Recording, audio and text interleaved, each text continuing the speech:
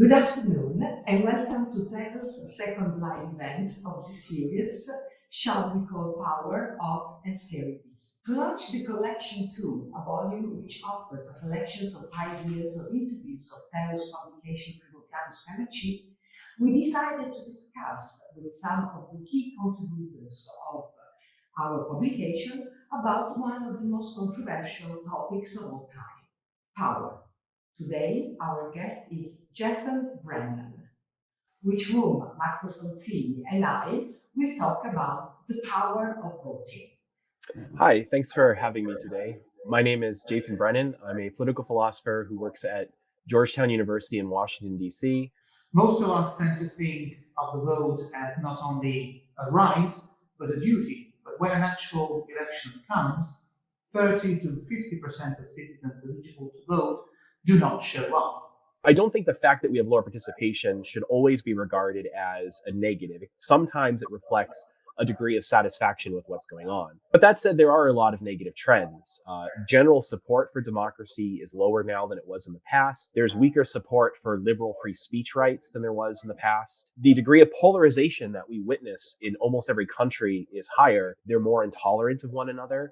And so people don't really tend to believe that they can ever lose fairly anymore. It makes them more inclined to think we need to have an authoritarian strongman come in and fix the problem. I think most people around the world, when you ask them how democracy works, will tell you a theory that I sometimes like to call primary school theory of democracy. So the theory says that this is what voters do. They start off by having a set of interests, the things that they care about. Then the next step is they go and learn how the world works. And as a result of their values and their understanding of how the world works, they form something like an ideology. The third step is then you go and you look for the political party that best matches your political beliefs and you vote for them. If this were all true, what would happen is democracy would convert popular opinion into power. The last step of this theory is if the parties that we elect do a poor job, we will punish them come the next election by voting them out. Unfortunately, we have very strong evidence that almost every single step of this theory is incorrect. So it is true that voters have interests and things that they're concerned about, but then they, for the most part, don't go and learn how the world works. When you examine why people choose a political party, it rarely has anything to do with ideology. Most people do not actually have any kind of stable political preferences or policy preferences. So you might wonder why they vote then. Why do they pick this party over another? Because most voters always vote for the same party.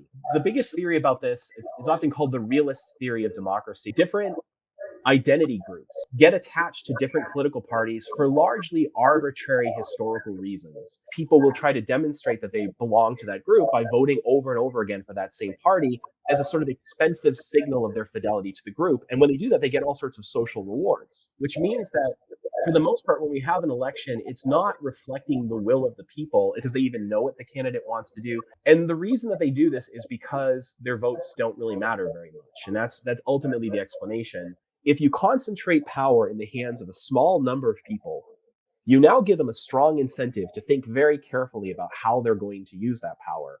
When you spread power out among the many, you now disincentivize the majority of people from thinking carefully about the exercise of their power. How should we select voters so that when they vote, they actually do so in the best interest of their communities? So one proposal is something that I've developed. It's called government by simulated oracle, or alternatively, you can call it enlightened preference voting. On election day, everybody gets to vote. Even your children, there's no reason to exclude them on the system. You'll actually be fine. But when they vote, you do three things. So the first thing you do is you tell us what it is that you want. The second thing is you tell us who you are. So you put in your demographic information, because these factors greatly affect how people vote. The third thing that we do is we give them an exam. This exam doesn't determine whether they get to vote or not. It doesn't determine whether their vote counts. Every vote counts. But the exam asks them, say, 30 or 40 questions about politics. It could include the price of milk, but it could include things like which parties are controlling parliament.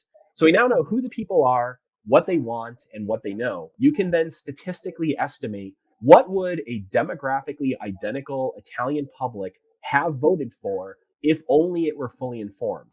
Another proposal that I don't personally defend is having a lottery system, sortition. We randomly select, say, 20,000 people, and we have them vote. And we don't force them to vote. We maybe pay them to do it. We're going to pay you to be a voter. Because we select everyone at random, We don't have to worry about there being disparities. Your vote matters more, so it makes more sense to think carefully about how you're voting, to talk to other people, is more likely to reflect the will of the people as a whole than literally trying to force everyone to vote, because there's something called a counting error. You're departing from what we're doing now, but instead of dispensing with democracy, you're trying to do what's good about democracy, but fix what's bad about it. Is voting today an expression of power? Is there any power in voting or not? Voting is a classic collective action problem. Climate change is a problem. If I decide to reduce the air conditioning in my house, that will not help anyone at all. But what we do as a group makes a big difference. So no, individual votes are not really that powerful. People feel like they are. And we have the sense of that, because one thing that happens in democracies is giving someone the right to vote is sort of a public affirmation of their standing and status. When we want to sort of affirm that we think someone has standing, we give them the right to vote. When we want to express contempt for them, we might take away the right to vote, which is one reason why many countries, when you're convicted of a felony, you lose your right to vote, which I don't support, by the way, but that's a very common practice.